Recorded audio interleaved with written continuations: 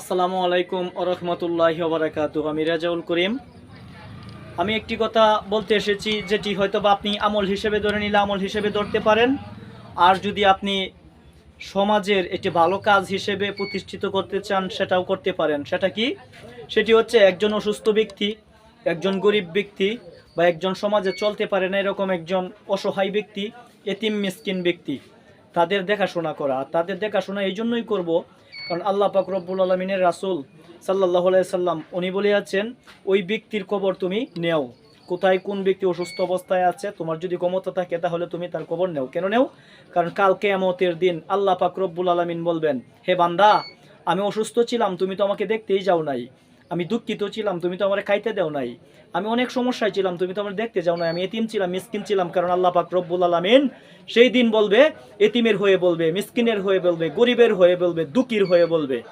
তাই আসুন আমরা সমাজে এই পরিচালনাটা শুরু করি এবং একে অপরের উপকারে আসি। ওকে, আসসালামু আলাইকুম ওয়া রাহমাতুল্লাহ।